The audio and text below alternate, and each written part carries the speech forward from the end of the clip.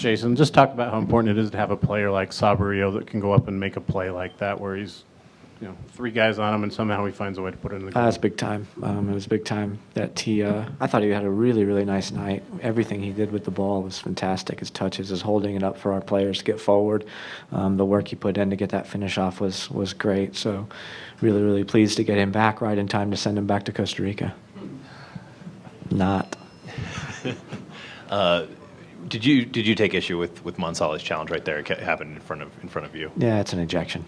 No, I don't have any issue with it. I think it was a really rash tackle that was poorly timed and really endangers the safety of your opponent. So that's a red card for me, and I got no issue with it. Do you talk to him afterwards? I mean, obviously puts the team in a tough spot. Yeah, he knows. These guys, they're such good character guys that they don't hide from something like that. You come into the locker room and the first thing he's doing is apologizing to you and to all of his teammates. So we all make mistakes, and it was an honest mistake. He was just trying to make an aggressive play, and we've talked about that a little bit over the past couple of days. So credit to him for taking responsibility. If I could do it over again, would I like you not have done that? Sure, and hopefully next time he won't. Jason, you're often talking about the commitment defensively and guys stepping up and playing for each other. Tonight, not the most ideal of circumstances, of course, but talk about the commitment and the character that those guys showed in playing for each other on the defensive side of the ball. It was massive. I thought it was massive, and it's kind of a good thing. I looked at it when we got to about halftime, and I thought to myself, you know what, this could be a really good thing because we've been under so much pressure to try to play and create attacking chances and score goals and be dominant over our opponents. That maybe now just gives us a chance to just we work hard and we stay together, then the objective will be done.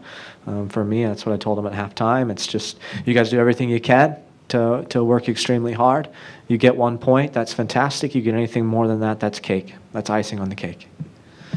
Jason, in the second half, you guys seemed to figure out how to play down a man, and you guys started creating a lot of opportunities and, created as many as Dallas in the second half. What did you guys figure out at halftime, opposed to those 28 minutes after I you think got that the red? maybe we recognized again that a lot of people do a lot of talking about what we do with the ball when we have the ball. But we need to keep reminding ourselves that almost all of our best attacking chances come when we're very committed to defending.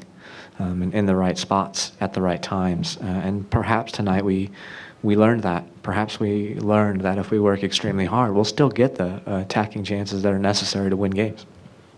Assess Chris Schuler's night, second game back from injury. Super. Played, Super. Cleared the ball off the line. Yeah, he was super. He was really super. Johnny on the spot on a few crosses in the first half, in the second half as well. Calm enough to chest the ball back to his goalkeeper on one that's within the 6. So he looks like the old Chris Schuler. Really pleased that he's back. What did you think of Luis's play, especially coming off of that appendectomy just Sunday? Luis has been in really good form. It has been since before the Vancouver game. In the Vancouver game, he was electric. And so I was really disappointed not to have him for the Open Cup final. I think he could have been somebody that would have made a difference. And tonight, again, put in a ton of work for us defensively and then was so very close, I think, to pulling off some really special plays.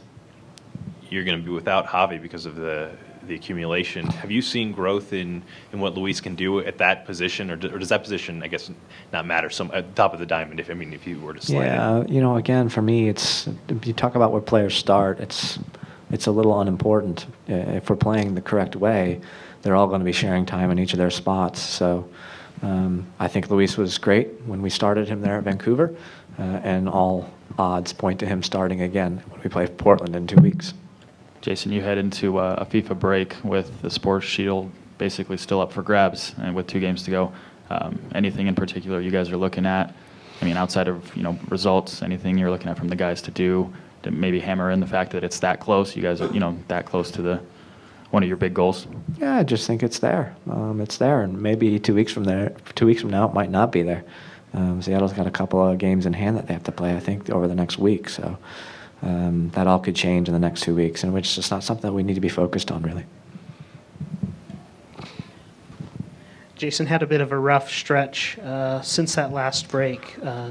Your first choice lineup hasn't won a match. With that in mind, What's your assessment of tonight? Do you walk out of this as a positive? Okay with it? Or Yeah, and listen, I mean, I don't think that you guys could ever remember seeing me come in here and be in good spirits when we've drawn at home. Usually that's a failure in my eyes, and there's no other way to look at it. But when you go down a man, what was it, 19th minute? 75 minutes.